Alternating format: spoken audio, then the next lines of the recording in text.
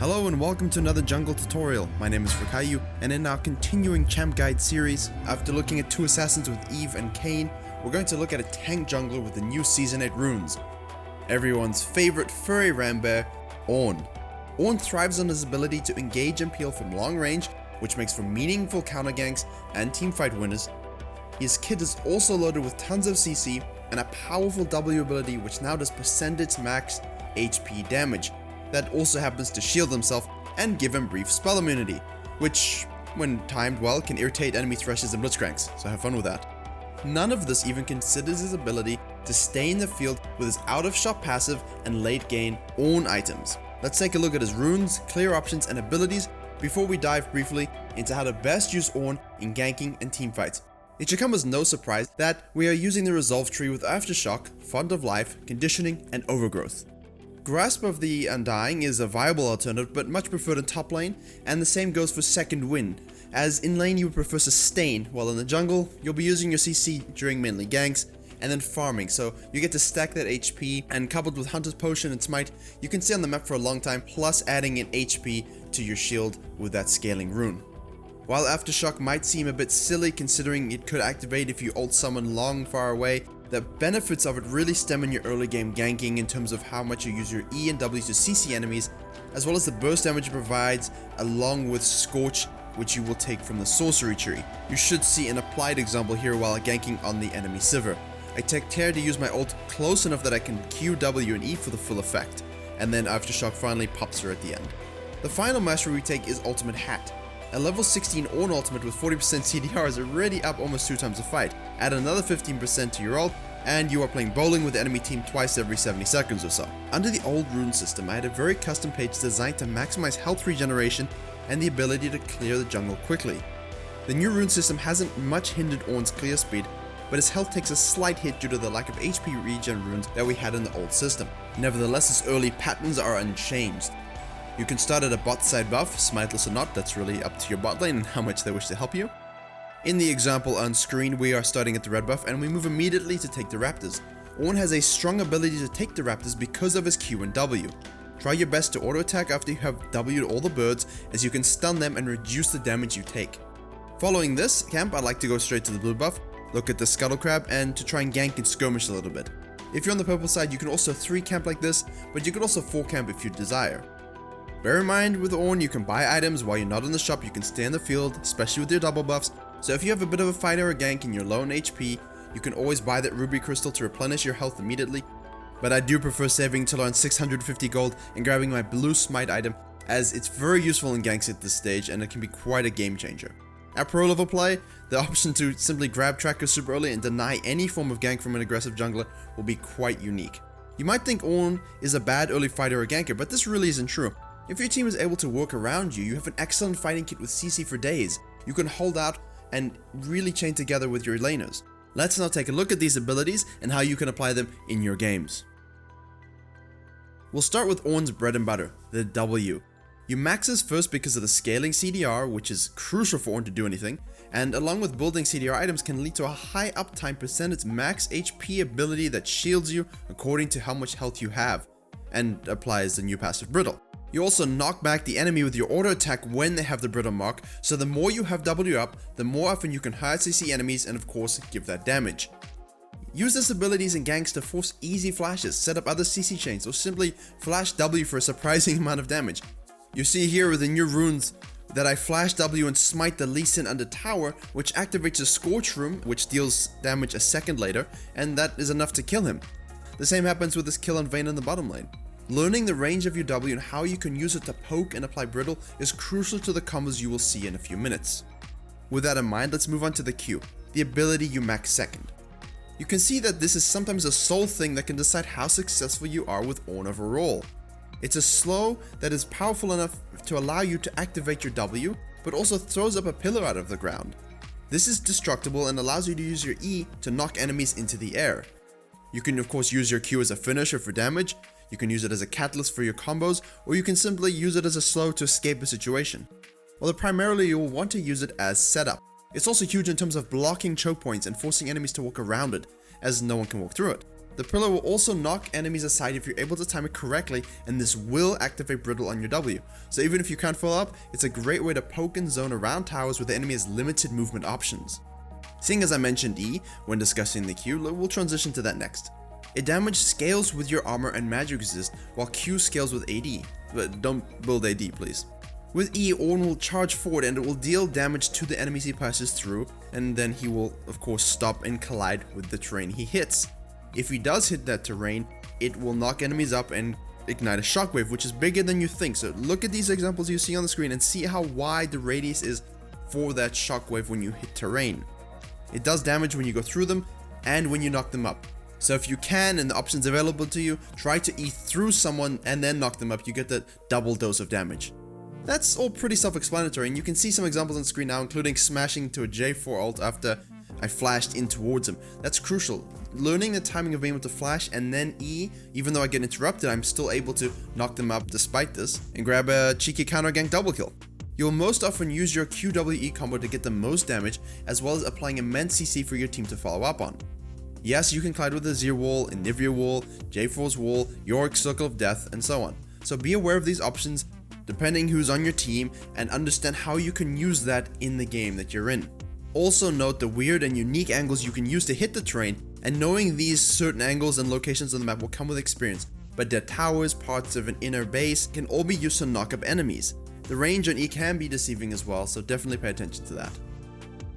With that said, let's move on to the ult, which is a key part of the kit that really empowers Ornn and can completely tilt the enemy team. It can be used as peel, engage, zoning, and wave clear. It's really a strong ability. On the way in, it slows enemy, and on the way out, it applies a powerful knockup that also applies brittle stacks.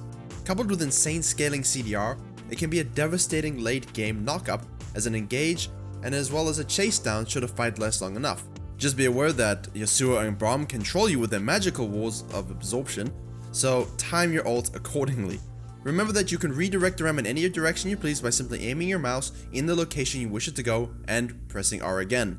It's pretty hard to miss now, but given the range of the ultimate, you'll spend a lot of time watching where it's going rather than centered on your character. So ensure that you're practicing the timing well, and maybe pressing spacebar to head back to your character model if you physically need to see Ornn while you're learning the timing. The fact that they changed the activation time was really a nice quality of life buff to Ornn, as it used to be much easier to miss given that activation window.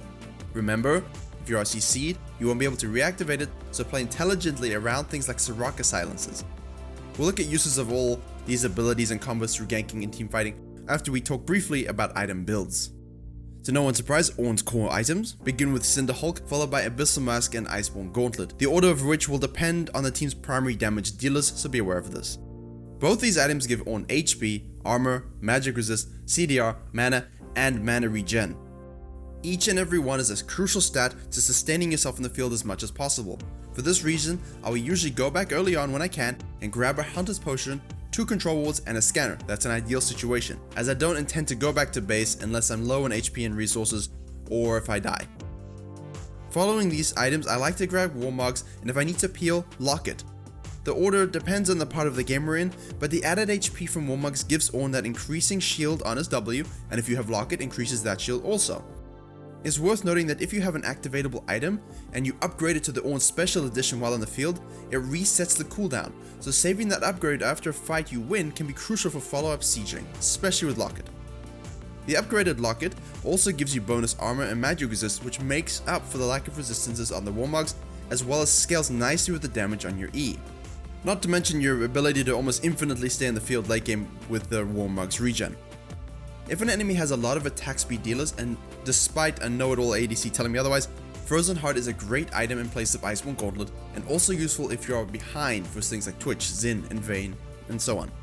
Finally, don't forget other crucial tank items and make adaptive decisions around your core items, Thornmails, Randuin's Omens, and purchasing the most needed relative boots.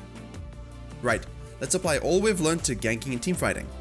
Ornn Pre 6 is still a nasty skirmisher and ganker due to his CC and ability to roam around much longer than the other jungler without having to go back.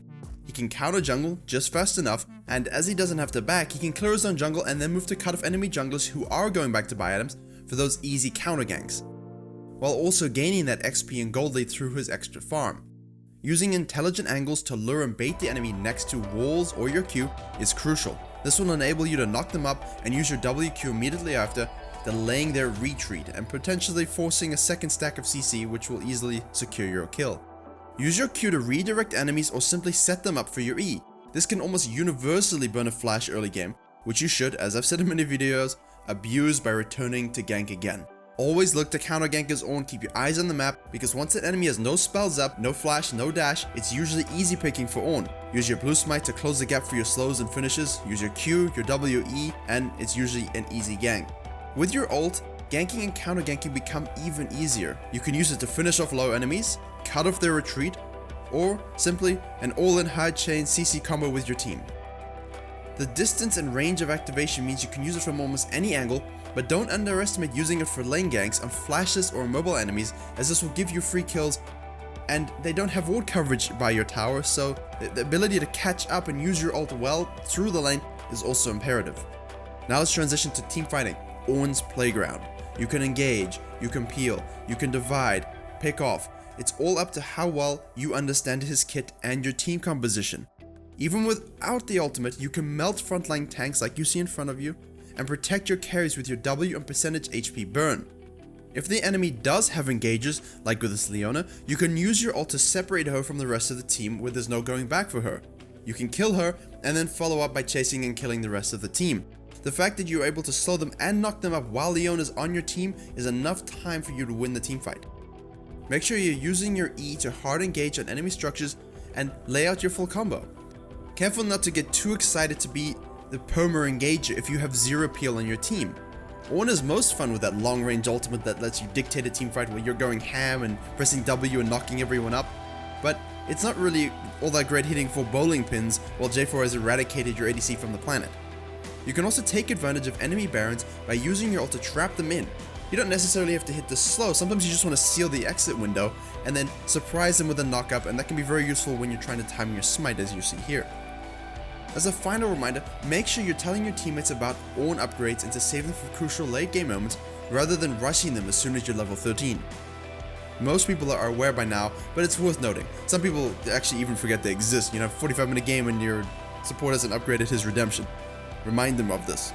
And as far as the rest of the teamfights go, you see some examples now of long-range engages that can isolate an enemy and allow you to then transition to a 5v4 fight.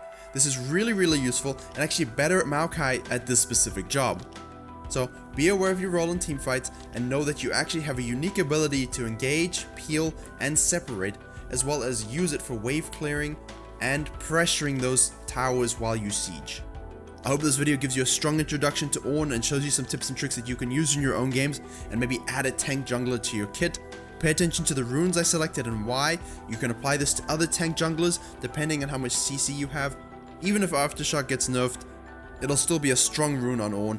However, Grass is a completely viable option if you are someone that likes to go 1v1ing the enemy jungler quite often, or maybe you take him top lane. So pick and choose which works best for you. Thank you very much for watching. Ram that like button, hammer the subscribe button if you learned something, and remember, stay Ornny, my friends. I will see you all in the next tutorial.